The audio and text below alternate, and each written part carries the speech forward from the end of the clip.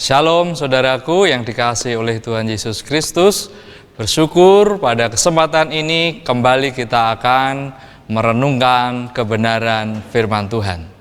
Saudaraku, kita akan melihat dalam kitab 2 Korintus pasal 12 ayat 9 dan ayat yang ke-10. Demikian firman Tuhan. Tetapi jawab Tuhan kepadaku, cukuplah kasih karuniaku bagimu, sebab justru dalam kelemahanlah kuasaku menjadi sempurna. Sebab itu terlebih suka aku bermegah atas kelemahanku, supaya kuasa Kristus turun menaungi aku. Karena itu aku senang dan rela di dalam kelemahan, di dalam siksaan, di dalam kesukaran, di dalam penganiayaan dan kesesakan oleh karena Kristus. Sebab jika aku lemah, maka aku kuat. Saudaraku yang dikasihi oleh Tuhan Yesus Kristus, ada pernyataan yang luar biasa di ayat yang ke-9.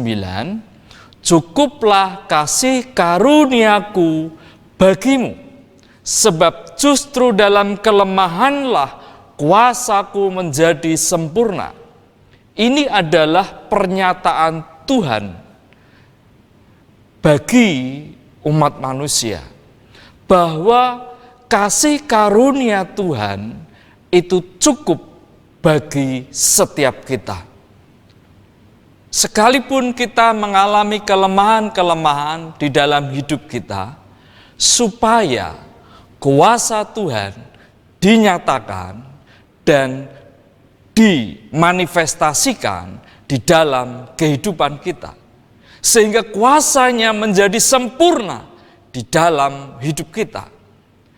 Jadi saudaraku, demikian yang dinyatakan oleh Rasul Paulus, sehingga dia berkata, sebab itu terlebih suka aku bermegah atas kelemahanku. Dia bermegah di dalam kelemahannya, supaya apa? Supaya kuasa Kristus itu turun menaunginya. Dia mengerti betul, Rasul Paulus memahami di dalam hidupnya, bahwa di dalam kelemahannya ada kuasa Tuhan yang dinyatakan, sehingga dia mengalami kekuatan yang daripada Tuhan. Saudaraku, dan dilanjutkan pernyataan Rasul Paulus di dalam ayat yang 10 dikatakan, karena itu aku senang dan rela. Satu pernyataan yang luar biasa, karena pemahaman yang benar dan pemahaman yang luar biasa juga akan firman Tuhan, akan pernyataan Tuhan kepadanya, kepada umat manusia, bahwa Allah berkata, cukuplah kasih karuniaku bagimu, sebab justru dalam kelemahanlah kuasa Tuhan menjadi sempurna.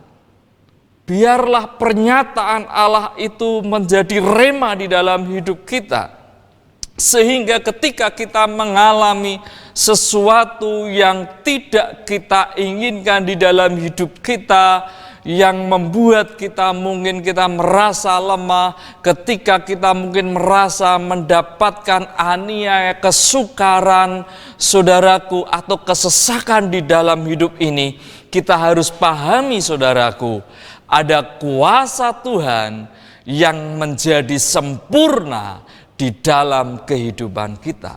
Sehingga kita boleh berkata seperti Rasul Paulus berkata, karena itu aku senang, karena itu aku rela di dalam kesesakan, aku rela di dalam kelemahan, aku senang dan rela di dalam siksaan, aku senang dan rela di dalam kesukaran, aku senang dan rela di dalam penganiayaan, aku senang dan rela di dalam kesesakan, karena Kristus.